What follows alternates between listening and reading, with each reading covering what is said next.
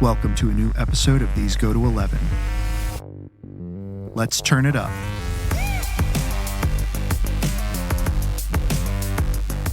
Hey everybody, welcome back to These Go to 11, an unchurchy conversation about everyday faith. Please make sure you like, subscribe, and review on your favorite podcast platform. This not only helps us to get our content out there, but also helps us to find out what you, our faithful listeners, think.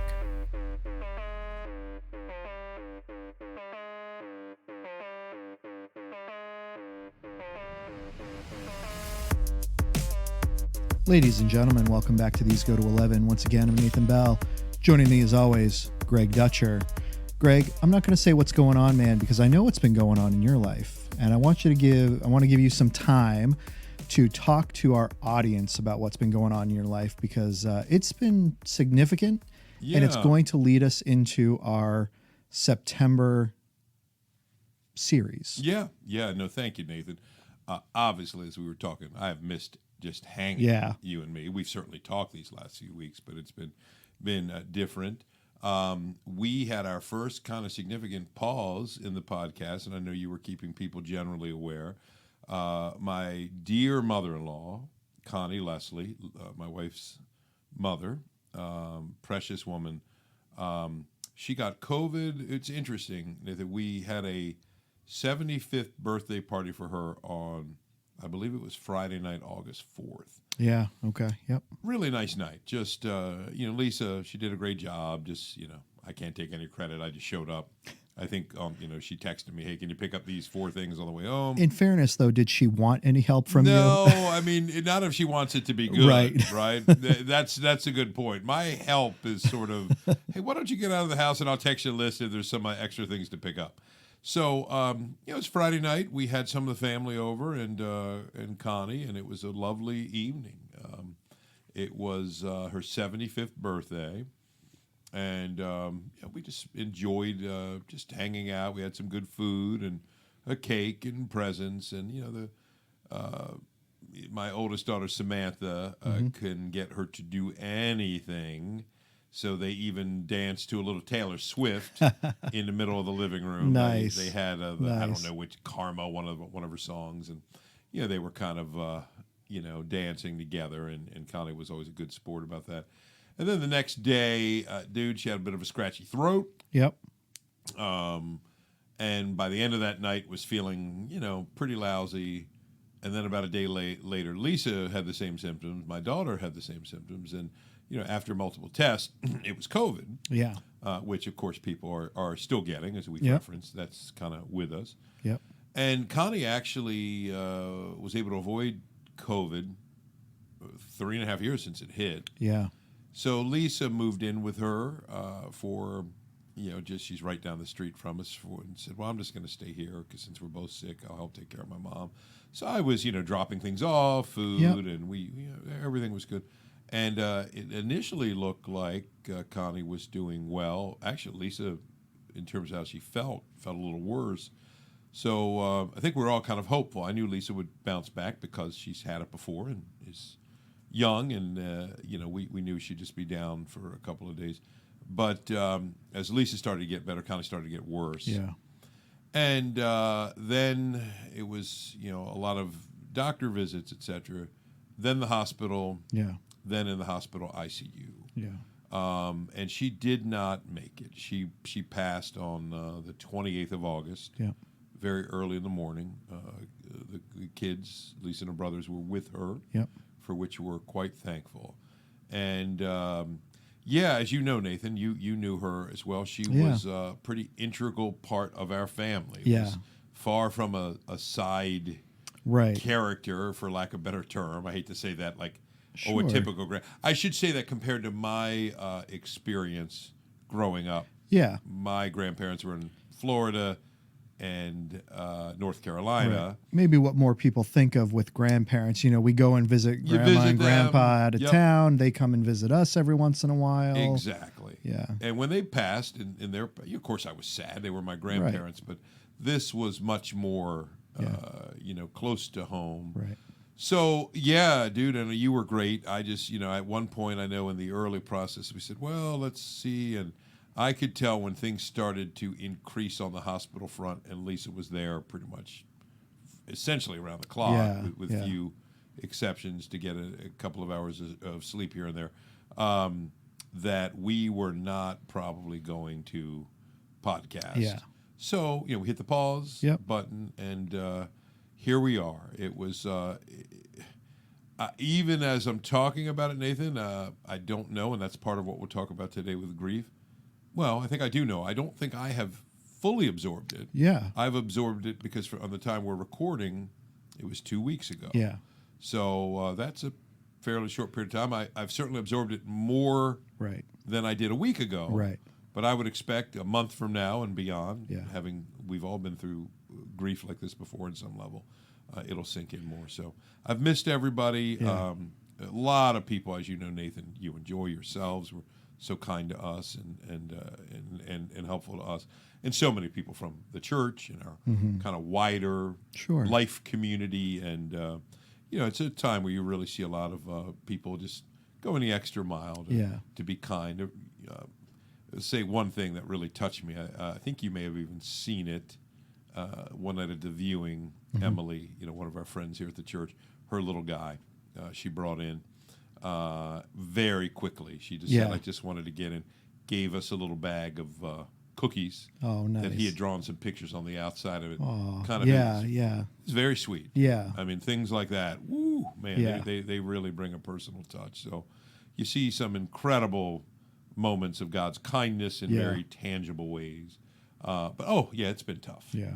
Well, and to put some things in context, you talked about your biological grandparents that you lost. Really, for the past 10 years, Connie was in it with you guys. Oh yeah. Daily. Yep. Vacations, dinners. So this isn't like, oh yeah, she lived down the street and we got together, once a week or whatever it was for a family dinner. Lisa was just so instrumental in helping get her to doctor's appointments. And, this really was, like you said, without being an immediate part of the family, this was an immediate part of the family. Oh, absolutely, dude. And what you said about Lisa couldn't be more accurate. She talked to her every day, at minimum, often several times a day. And I would probably say, dude, it was rare. I don't know when the last time maybe Lisa didn't see her at least 5 or 6 days out of 7. And of course those last few weeks was every day, understandably, very, around the clock practically. But Lisa's father died in 2011. Yeah. He had just turned 63. I always think he's 62, but it just turned 63. And he, was a young, strong, healthy guy. He had gastric cancer, kind of came like a lightning bolt out of the blue. And he was gone in under 6 months from the time he was diagnosed. So that surprised us all then, because Connie had had more health problems. Yeah. Steve never had a single one. Really, I don't recall him having a single health problem until, he got that pretty devastating diagnosis. And then, it was obviously emotionally hard. Connie lost the love of her life. So those last 12 years for her were hard years, with some really good moments. Sure. And the last 2 weeks have been thinking, wow, she really squeezed as much good as she could. She broke her arm 5 years ago. It was kind of her cute little saying, I have a broken wing. Her right arm was largely not functional. It just kind of was there. And, all sorts of Sjogren's disease, autoimmune stuff. It was just difficult. So the appointments were many. Yeah. But within it, dude, some really sweet times. And I really saw that, how it impacted my kids. Yeah. And 3 of the 4, dude, spoke at her funeral, which was very touching. We said, none of you have to. Yeah. Nobody questions your love, your devotion. And they did. My youngest didn't. Samantha, my oldest, called her up. They had a sweet moment with her and Lisa, Yeah. and Ella, my youngest, and they kind of held hands. And Samantha said, "We girls," she kind of paid a tribute to her grandmother.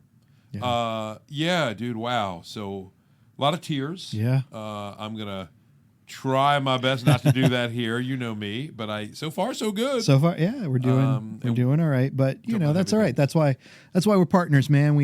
I'll pick it up if you start. So yes, dude. If I start doing ugly cry, that's a good thing we haven't moved a video yet. That's right. You'll be the only one that is unfortunate to see my Tobey Maguire ugly cry. But yeah, certainly a lot of tears for me, for all of us. So, hard time. Yeah, with that, we said we're going to be doing this series on grief, and so what we're really looking to do today is look at the person who's in the midst of grief. And obviously, Greg, this is fresh for you, and Lisa and your children, Lisa's siblings. I've had several major losses in my life. The most recent one was Joy's grandfather, a little over a year ago, or little over a year ago now. Sorry, just time gets crazy. I know, isn't it? You start looking back and you're oh my goodness, that's been a year. I know. Yeah. So we looking at that. That was the most recent one, and I'll talk about why that was such a big loss for us as we get into it, but looking at it from the perspective of the griever. And I think that's important because I think that's where we begin to get our empathy, which is going to lead into next week, things that we should and shouldn't do. Yes. As the onlookers. Yes. As those who are participating in the community and in the encouragement, the uplifting. What are those things? Because and again, you and I will have many stories about this, but just what do you say? What don't you say? What do you do? What don't you do? Oh, sure. And so we're gonna get into that next week. But yeah. And then finally, we're going to do an episode on what will be our hope and joy. Yeah. And that is, we're just going to have a fun discussion on heaven. Absolutely. And what that will be like. And some of that we'll pull right from Scripture. But yep. I think you and I would both agree, Greg, that as many books have been published on what heaven is going to be like, the Bible actually doesn't say a whole lot about it. Does not. It's interesting you say that, dude. The evidence is not the evidence. The descriptions are scant. Yep. They're powerful. Yes. The ones we see. So just enough to create this kind of hope. And I can't help but believe, Nathan, it's the only thing I'll say because we're just previewing it. Yep. And keep me from going down too far. I can't help but believe part of the reason is, I heard somebody say this, I'm paraphrasing this, our taste buds change as we get older. Yeah. Or, no, I'm going to be bolder today, dude. Yeah. I'm not going to use the taste buds thing. But I'll be tactful. A little child cannot understand physical love between a man and a woman. Sure. They just can't, right? They might see it. They might wonder it. They can't understand desire of that nature, et cetera, right? And, kids might be fascinated from oh, Mom, Dad, where do babies come from? Right. But then at some point in life, things change. Yes. And you understand it. So I would just say these special joys that God has prepared, I sometimes wonder, we're not really ready to take them in. So how's that, dude? There you go. I took a sex analogy for heaven unashamedly and said, I can't help but think that's it. That there are things that we are not wired at this point to experience or understand. And that's just a guess. Yeah. Why there is some. Yeah. But when I think of the things that God has prepared, that the Scripture even admits we can't even tell you. Paul wasn't permitted to say what he saw. There's so many little teasers that you guys, you're not you're not even going to fathom how awesome this thing is. Yeah. So fair enough. Yep. So looking at it from the perspective of the griever, and that's where we're taking it today.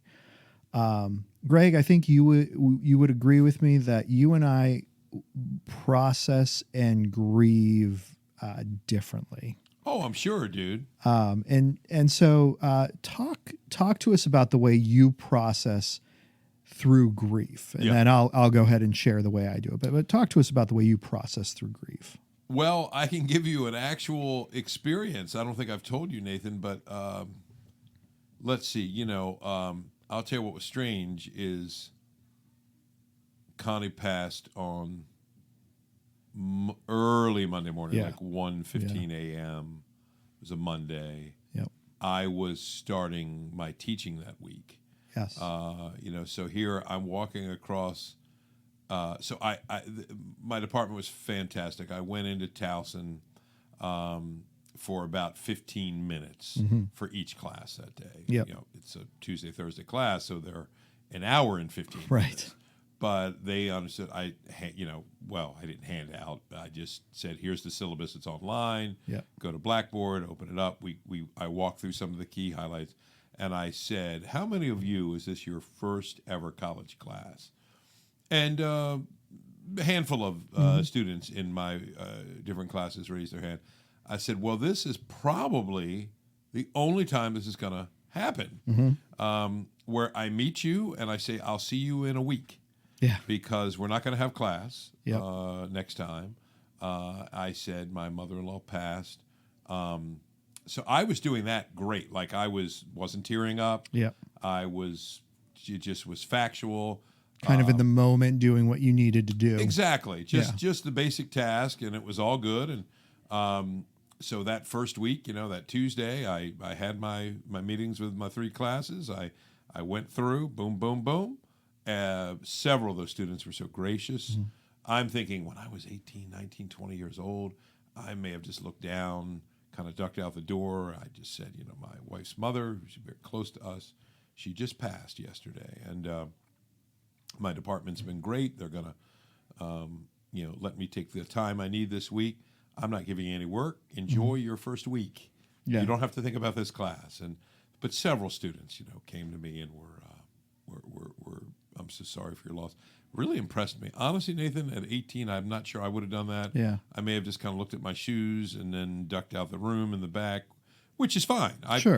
They don't owe me any personal condolences or comfort, but several of them did. So I was like, great. So got through that week, wasn't there Thursday, missed all my classes, did the viewings and the funeral and the large family. Lisa has 3 brothers, one of whom is in Houston and was in town with his wife and our niece and nephew. And, a lot of activity. And here I am the following Tuesday. I'm just walking across campus. And it was so sudden, dude. I'm thinking about my lecture. Yeah. Because I'm thinking, okay, I got to make up for some lost time. I might mix it up. I think I'm going to talk about anxiety and public speaking. I'm going to make that. I've got a whole lecture on that I normally say. So that's what's so. I got this all in my head, and something must have bombarded me, and I'm not sure what it was. I went from that and imperceptibly was thinking about Connie. Yeah. And I lost it. Yeah. So I'm walking across campus now. Look, I'm fighting it now, just thinking of it, and I am doing a little more than just tearing up. Yeah. Ooh. So I'm trying to breathe, etc. I think I got a couple of looks. I'm walking briskly. Right. For me to walk briskly, dude, it means I'm like, can Dutcher walk briskly? So no donuts at the end of the line. Yes, exactly.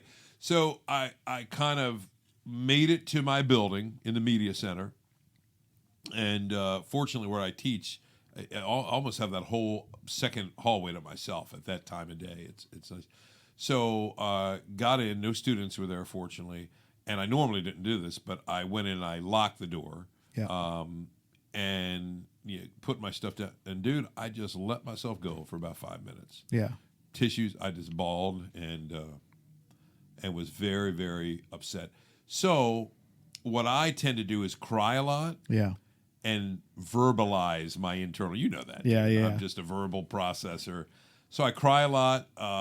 Now I'm more comfortable crying around you, Matt, my family. I didn't want to cry in front of a group of students. Right. I just feel that puts a burden on them. Sure. They don't need that. I mean, they don't, So I'm getting myself together for them. So I've cried a ton. I've talked a ton. Yeah. And I try to do it to the right person.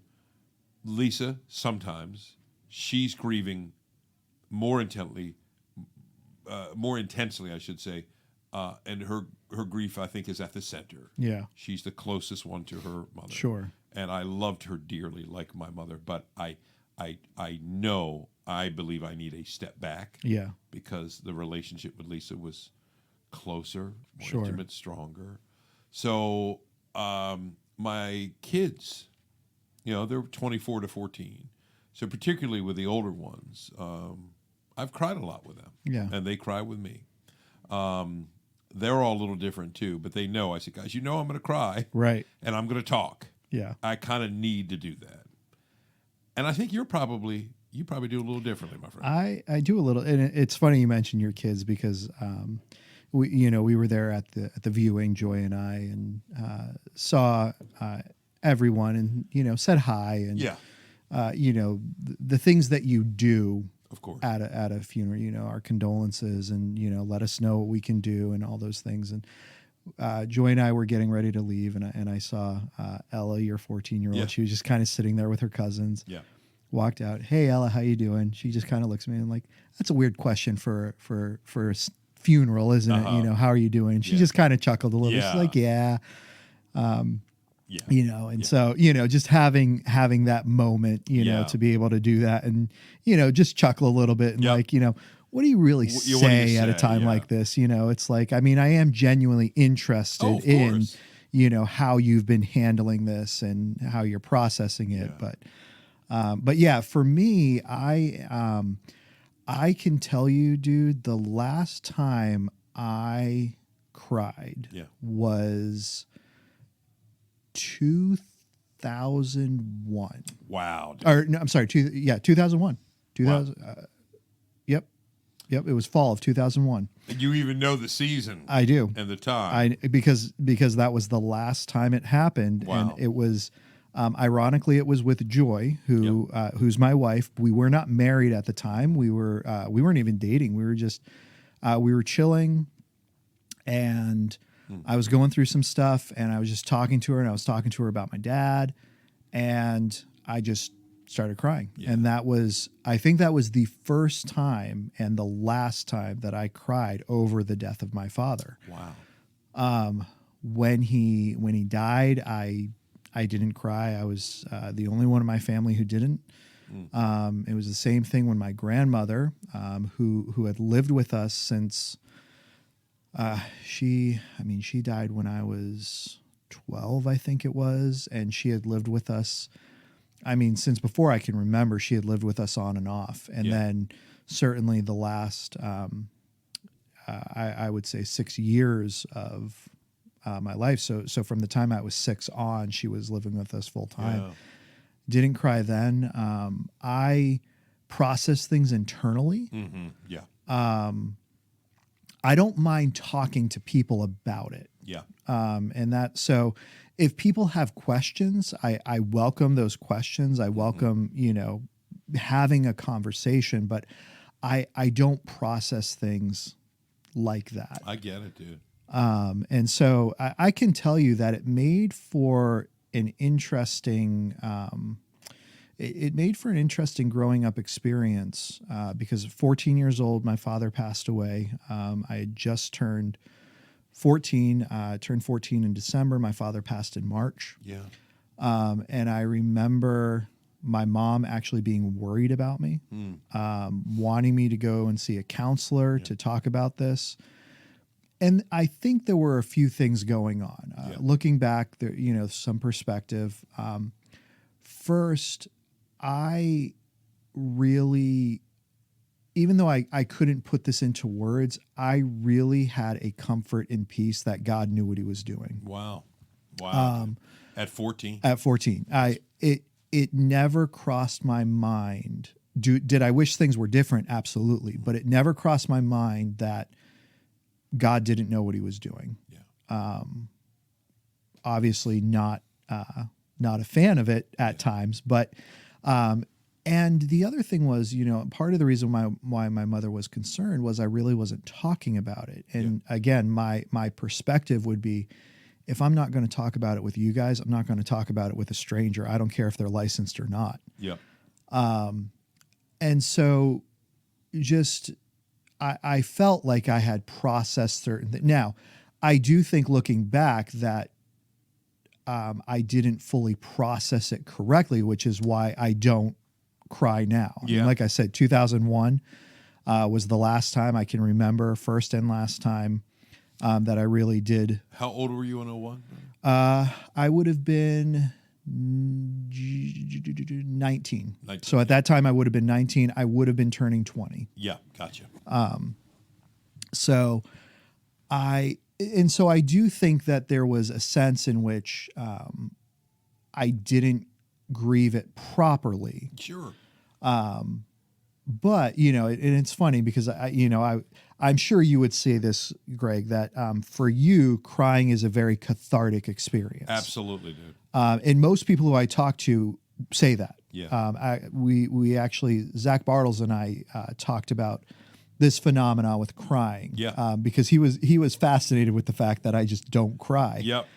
He said, "What's up with you, Mr. Roboto?" Right. And I just, it's not cathartic for me. Sure. To me, it's like vomiting, right? There are people who are like, I want to vomit and get it over with, and I feel so much better. I will fight to hold it back. I do not want to vomit. We share that, brother. Yeah. I'm so glad you tell me that, because Nathan, that helps me so appreciate what the act of crying is like for you. Yeah. And I'm with you. There's some people, I remember my dad getting mad at me when I was a little kid, because I've always had this phobia of throwing up. Mm-hmm. Now, you had to do it recently. Yes. I had to do it a few months before you, back in the spring. It was, I got it one day, and I remember Matt, I called him, "Matt, I'm going to miss the meeting. Pray for me. Do you know how much I hate this? It's going to be a tough day." And he said, "I sure will, does it?" Next day, he was calling me for prayer. So we obviously were in too close quarters in our meetings. That's right. But I know my father, when I was a kid, when I would fight it, he would get frustrated. Yeah. You'll feel better. Oh, I don't want to hear that. Yeah. I just don't want to do it. Right. That really helps me, Nathan, get a picture. And dude, no, I respect that, man. That you can't feel differently about that than I can about the touch of velvet. Right. I'm one of those people, something about velvet. Yeah. Like Lisa has this really nice dress. It's like a kind of a formal winter type dress. I think has a velvet collar, and she knows it. I can't touch velvet. Something about it. Can't explain why. I've talked to a few people that haven't. Can't do it. Yeah. And for some reason, crying for you is like, oh, no, sir, I don't want it. Yeah. It's interesting. And it's funny because when people talk about that phenomena of, I throw up and I feel better. I do that and I'm done for the day. Yeah. Like it does not have that effect where like I do it and I'm relieved and I can move on. Yeah. I do that and I'm just, again, it was the same thing we were talking about, my experience with throwing up recently. And I was just wiped for the next 48 hours. Yeah. I was wiped. Yep. And crying has that same effect. Like, it's not like I get it out and I'm ready to go. And people are probably like, well, how do you know? The last time you did it was 2001. But for me, the effect is just such that if I do cry, I'm spent.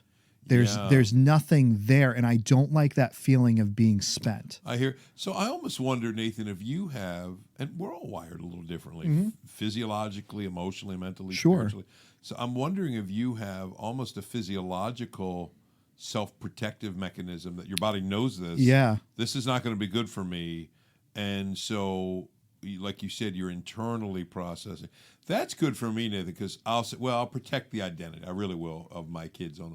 One of my kids in particular is the internal processor. Okay, yeah. Who does not, and parents always feel this, oh, is this kid doing okay? Right. Are they okay?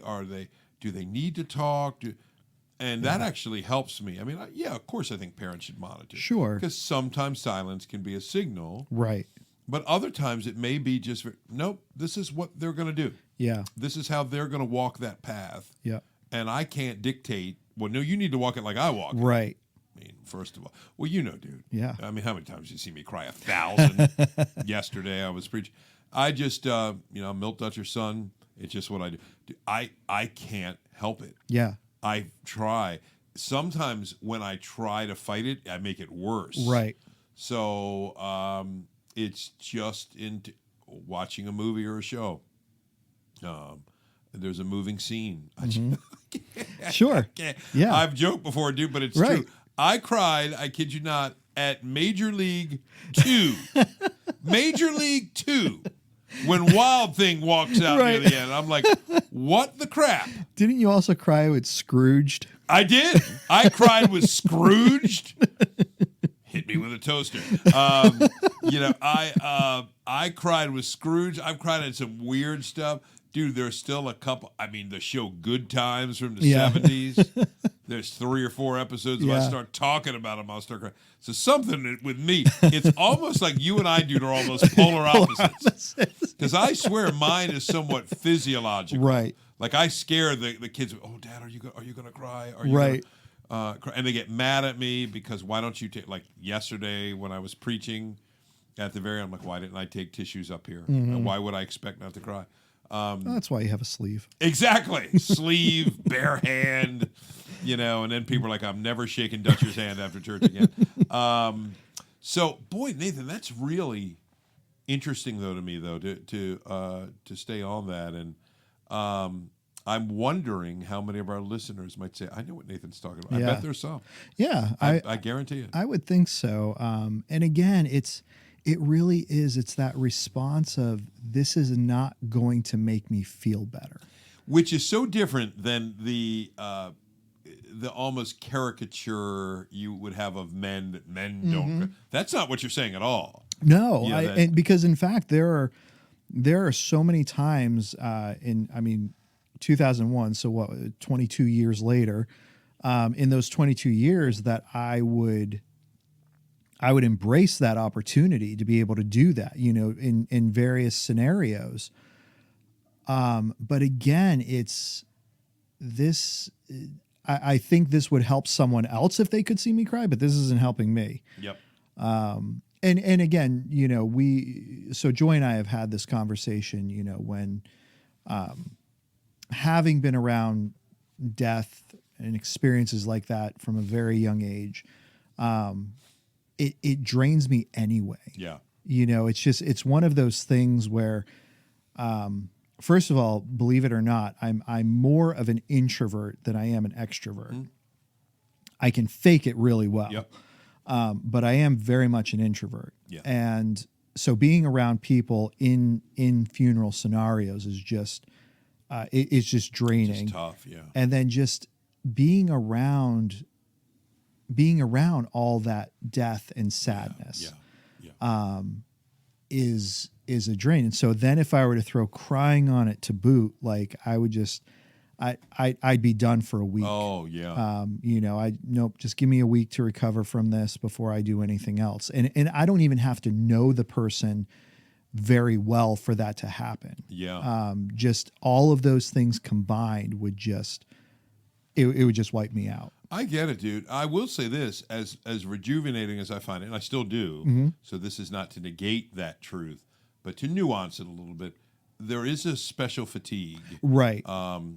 With crying that is very different. Now that you mention it, I definitely felt tired. In some ways, though, for me, I think it helped me sleep. Sure. Because of that fatigue. But it if I had no release in that moment, I wouldn't be able to stand. Right.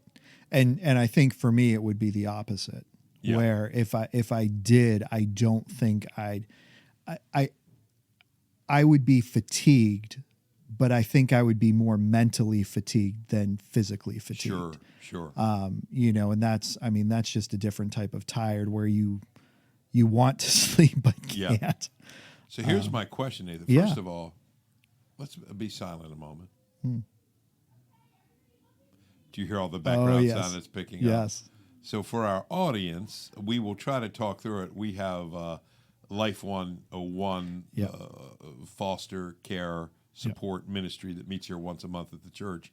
And Which this I didn't think right, of, dude. Because technically last Monday was the first month. Oh, you're right, but it was Labor Day. It was so Labor Day. That's exactly right. I didn't even catch that. So we'll ride through it. It'll be good. And work through it. But all of a sudden you were talking. I was like, wait, dude, who else showed up on our something podcast? going on. So we will do our best to keep our voices strong. That's right. And going.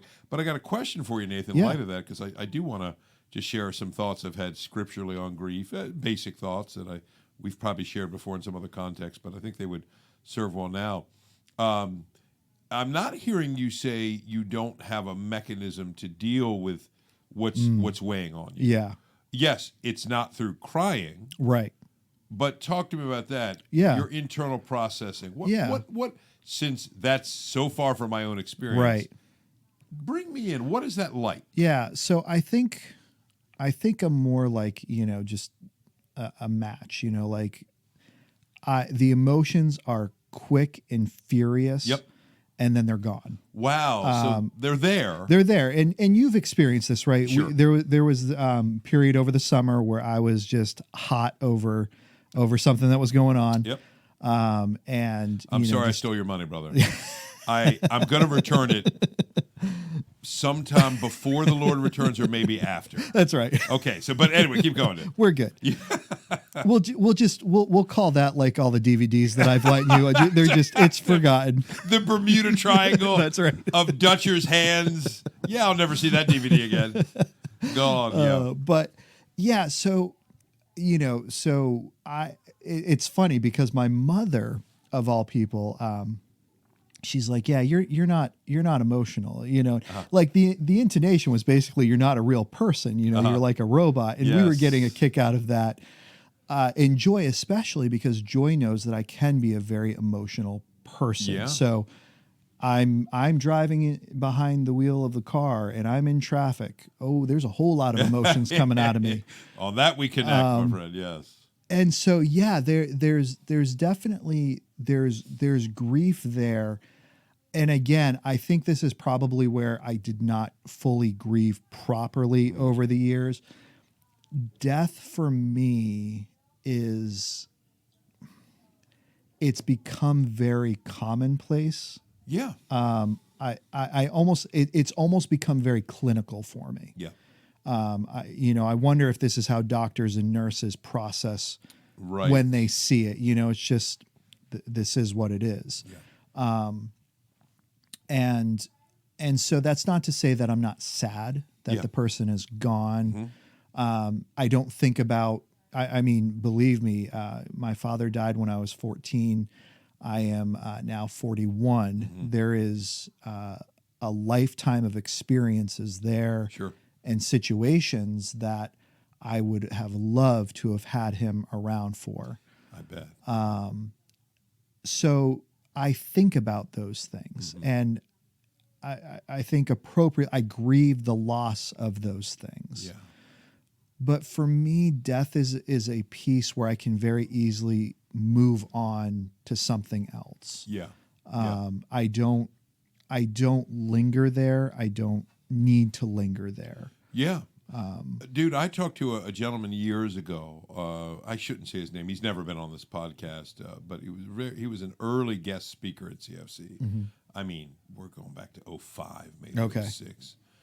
And we had lunch at the time. I didn't know the guy well. I've lost touch with him, but he really sharp guy. And he and I were talking about his mother had passed within that year we were meeting. And I, of course, said all the things. I was sorry I didn't know her. I never would have known what she looked like. But, oh, man, it's a guy's mom. And I'm thinking of my mom. And it's not hard to have empathy. And guy's name was Mike, first name. And I said, Mike, how have you kind of gotten through that? And he goes, Greg, I sometimes think people are going to think I am the coldest person in the world. He said, and I loved my mother. He said, I've, not in some morbid way, but I've done a lot of thinking about death. Yeah. And he started to share experiences in his family. He had, for a young guy, probably in his late 30s at the time, had experienced a lot and seen a lot.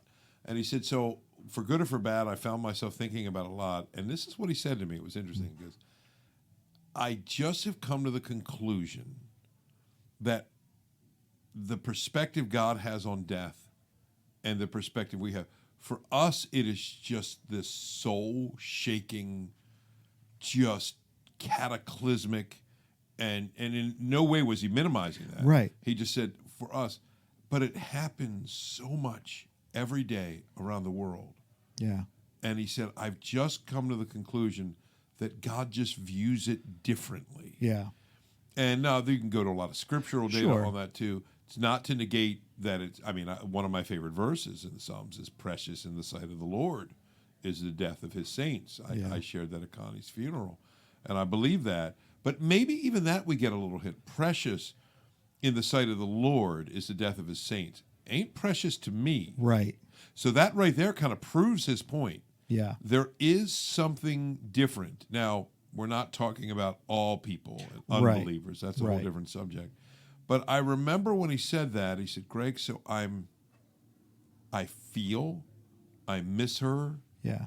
But he just, same thing, kind of a clinical, intellectually, not emotionally, cold view of it. And I understand it. I've actually, the reason we were talking about that in particular is I told him what I think first triggered some of my battles with depression as a young man in my 20s, because I don't think I had any of that surfacing in my teens.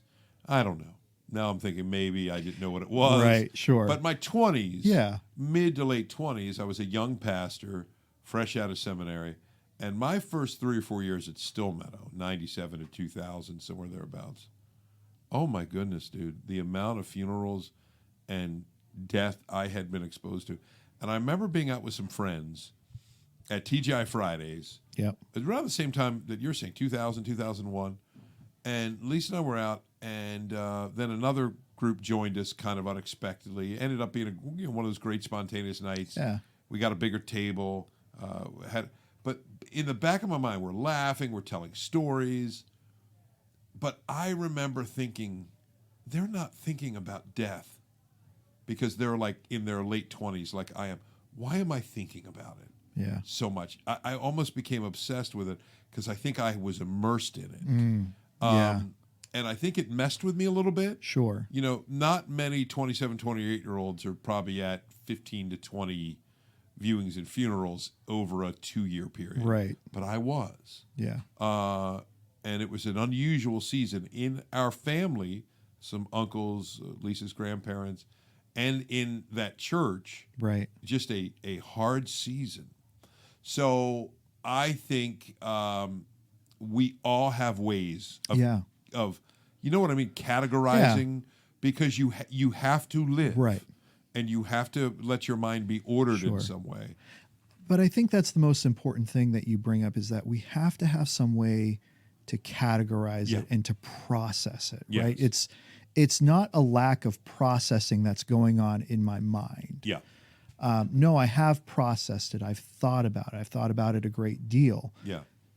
This is simply the conclusion that I've come to with it. Yeah. And this is, for now, I'm fine with it. Yeah. And again, there are times where, as I'm sure there are times where you wish you could turn off the waterworks. Yes. There are times wish I could turn them on because it is, thinking about Joy's grandfather who passed away. I said I'd tell this story real quick and then want to get to some of the scripture because God's view on our grief is so important to our identity and how we process things. But Joy and I, Joy's grandmother passed away summer of 21, and we made the decision to basically move in with him and help take care of him. Mentally, he was all there. Yeah. But physically, he struggled. Yep. And so we had... And he was 96? He was 96 when he passed. That's so, right. He... stories he could tell, just amazing. So it was a blessing to be able to live with him, and we had just said we're going to do this until he passes. Wow. So is that 3 months? Is that 3 years? Is that 30 years? I mean, obviously that's an exaggeration, but we did for a year. We lived with him. I know what a toll, dude, it was, because you had your house and then your house up here, or Joy's granddad's. Yep. You're working. You're back and forth. Yeah. It was a lot. Yeah, it was a lot. It did. It took a toll, which I think would be an interesting discussion for another time, because part of the grief is that over a year later, Joy and I are still processing. Because we went right from his funeral, and I know I'm taking a little bit of a rabbit trail here, no, but that's fine. We went right from his funeral to having people into town for the funeral, and he passed away in August. Yeah. To back to school. Yes. And the busyness of two teachers being in school, and so absolutely. Part of Joy and my story and journey is working through that, a year of working through what do we do now. So anyway, Joy's grandfather, we had been living with him a year. He passes away. Everybody's in tears. Yeah. Friends, family. My very good friend of mine from college who had met her grandfather several times, he's in tears. Yeah. I'm the only one not in tears. Wow. And that's an odd feeling when Yeah. you look around and you're the only one that's not crying over this event. And so, where, like I said, what started this, where I'm sure you could wish you could turn it off sometimes. Oh, yeah. There are definitely times where I wish I could turn it on. You almost want to fit in by association, right? Hey, I'm crying too. Wow. But, I think, again, as God deals with us individually, and he's gifted us individually in different things, I think our grief is individual. Yeah. And the way we grieve is no less important to God than anyone else in the way they grieve. Dude, I couldn't agree more. And I think it's very sacred that we respect people's issues. Now, I would balance that with, if we see a person maybe is in abject denial, has never really stopped to ponder, I might worry. I want that person to not grieve the way I would, right, but work through it somehow in a way that works for them. And that can be hard to see because, again, the internal processor, you're not so sure. Are they processing, and you just don't see it? And you want to be there for that person to help them in any way that you can. But I just was going to say, Nathan, the verse that I always go to, we talk about this one a lot. Yeah. This is the ESV, Psalm 56, verse 8.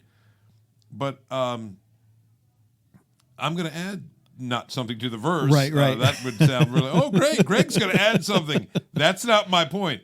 I'm going to add a thought of meditation after I read this. It's David's account, very tough psalm about struggle and hardship.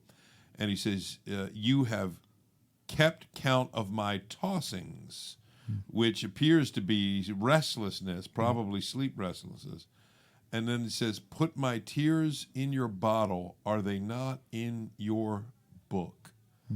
This sense that David has that his tears are precious to him. Yeah. His sleeplessness, precious to him. Yeah. And it would be preserved in a divine record. It's just such a powerful image. But what I was going to say, by way of extrapolating on that, dude, your tears, Nathan, I think you have, but they stay inside. Right. They're still precious. Yeah. You know what I mean? And I know that's kind of a joke sometimes, but when people, you see it in movies where somebody, hey, wasn't it funny? I'm laughing on the inside. I'm crying on the inside, right? Meaning sometimes they're not. But there probably are some people who do. Right. Well, and ironically, that is my favorite verse that speaks to grief. Out of anything that could be pulled out, that would be my top and favorite verse, even though, ironically, I don't cry. Yeah, no, of course. So, but you grieve. Yeah. And I think, Nathan, this, I don't want to give away too much of next week, but I definitely think sometimes just pondering, what I like to help people with is, I understand grief. If we lived in a perpetual state of grief, yes, we'd be very worried. Yeah. So I think what happens, it's natural when people go through a period of it, they feel this is abnormal. I need to get out of this, because normally that's how we respond to unusual stimuli. I don't want to, even if you go to a higher elevation, your breathing patterns change, the air is, this is weird. Yeah. We tend to want that to stop. Right. And if you can help somebody, hey, this is normal. Right. You'll adjust. It's how I feel that we should respond to grief. Yeah. It's normal. Yes. And we don't need to figure out a way to stop grieving right away. Right.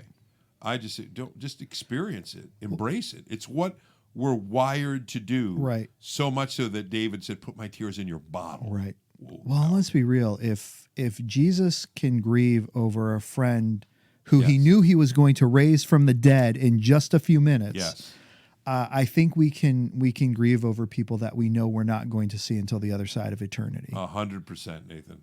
You shared that with me Sunday, and that ties into things we'll get into next week.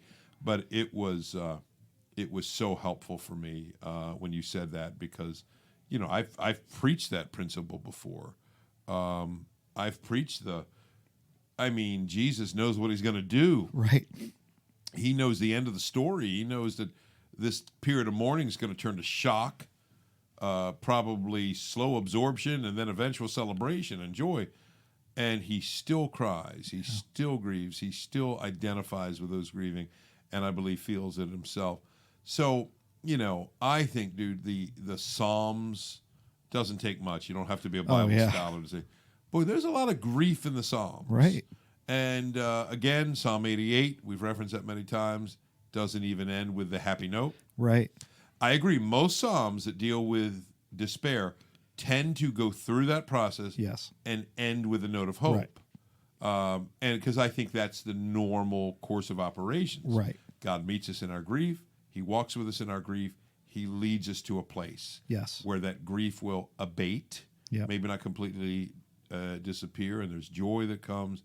And then there's that pesky little Psalm 88, which I can't help but think is in there, where, again, the NIV's rendering is the one that always stood out to me. You've abandoned me, O God, and darkness is my closest friend. Right. Which, if we sang a song like that, people would probably freak out.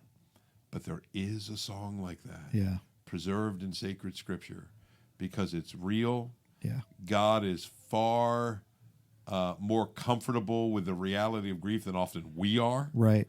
And he's not chased away by it. Right. Well, let's be real.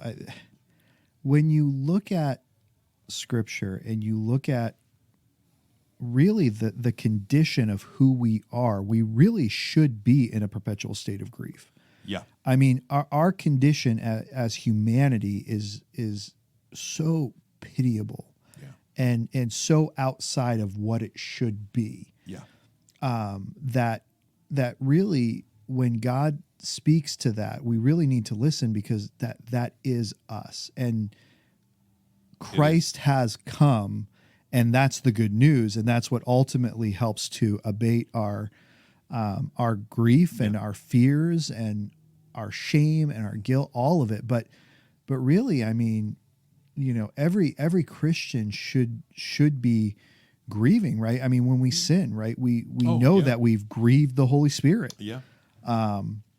Well, Martin Luther said that the Christian life should be a life of, he said, continual repentance. Yeah. Because there is that recognition. Oh man, I'm always doing it the wrong way. Right.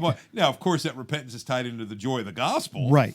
But the joy of the gospel is enhanced really only when we sense the weight of, man, right, I really need that good news. Right. Because I just keep going back to this bad pattern. Well, you mentioned I don't know how long ago it was now, but I remember you preaching on this idea of guilt. And you talked about, when you look at Judas, right? Judas's actions caused him and led him to guilt, where Peter, we see a change.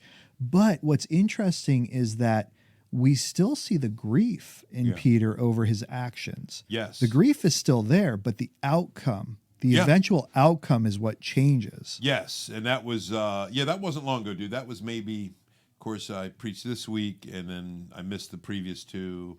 It was probably a month or so ago. Mm-hmm. That's why it's recent. That's 2 Corinthians 7, where Paul seems to distinguish between worldly grief or earthly grief. Right. Some of the translations do it, and godly or heavenly grief or sorrow. And it's interesting. I think Peter and Judas illustrate that on the surface, if you saw them the night of Jesus' arrest, they probably both looked the same. Right. And any passerby would say, hey, man, these guys are going through the exact same experience. They participated in Christ's betrayal. Yep. There are acts of self-centeredness or cowardice, however you slice it, have been part of this horrible development, Jesus being arrested and taken away. Yet we know that, there were some different experiences going on, and the outcome is what tells us. Yeah. Judas tragically goes on to take his life, so paralyzed by the guilt, does not see any hope offered to him, and he disappears from history. Peter goes on to grab the brass ring, you might say, of church leadership, preaches the inaugural sermon of the church, leads 3,000 people to Christ on his first sermon, and you think, what? But I think there's something going on there. There's a grief that is based in grace. Yeah. It's not always pleasant. Right. Peter, I doubt, would have described his feelings that night as pleasant, but it was of a different source. Yeah. And Judas's is from a different source. Yeah. It's tied into self, the paralysis of analysis, there was no good news for Judas. He could not see the good news of Jesus himself.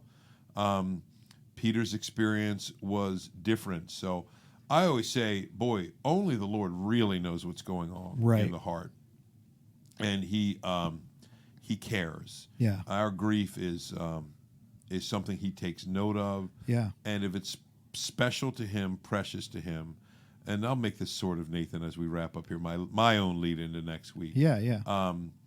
I don't think we need, when we're encountering a person in the fresh grip of grief, to feel any sense, okay, how do I help them not experience this right now? I think it's more about how can I do my very best to make the most positive impact, presence known within their grief, which are two very different approaches. Yeah, no, absolutely. It's looking at what do you need? Yes. Right. What do you need? Do you need me to sit with you? Do you need me to cry with you? Well, call Greg if you want somebody to cry with you. Yes, for sure. Just play Major League 2. I'm there. I can remember when my father passed away. We're at the funeral home and people are coming in and out, and I had several friends, their parents. I mean, at the time, I'm a 14-year-old boy, so my friends are all my age. Nobody's driving. Their parents just brought them and dropped them off to sit with me. Yeah. And we hung out and we talked. And I can remember we made, it was getting hot inside. I mean, March in New Hampshire, but it's getting hot in there in the funeral home. And I remember, just heading out back, and who were all just hanging on that back porch that was there, just talking and laughing. Yeah. And that's what I needed, you know, and the parents just be with your friend, Yeah. you know, just be with your friend. Absolutely. And that was just so, it meant so much. I mean, it's interesting because you think you're going to hold on to certain memories, but it's like your wedding, right? Yeah. I mean, you almost need the pictures or other people to tell you what was going on in order for that to come out. It's such a, you know, I mean, funerals are just the same thing. Oh yeah. There are very few things that I actually remember about that specific week. Yeah. But that's one of those things that I'll remember forever. And that's something. Probably not as much what was said. Yeah. I don't remember the conversation, but I remember there was so much laughter. There's just so many stories, you know, and part of it just, hey, tell me about your dad. You know, I mean, for my friends who knew him, you know, we were laughing about the stories, but for others, like, I wasn't aware of that. Can you tell me about that? Yeah. You know, and it was just, it was so good. So That's good. Awesome. So That's the way to end it. yeah. Set up for next week. So, Dude, thanks for talking to me. this is good, man. Yeah, it's good. This was good. It's just good to be together. Yep. It really is, Nathan, and to talk. Actually, it's cathartic for me to have this conversation. Yeah. And I did not cry. I'll save that Nice. for later. That's right. That's right. Maybe next week will be a little bit of anger and crying. Yes, exactly. But until the next time, Greg, we just rock the Casbah. Yes, sir. Thank you again for listening to These Go to 11, an unchurchy conversation about everyday faith. Once again, please make sure you like, subscribe, and review on your favorite podcast platform.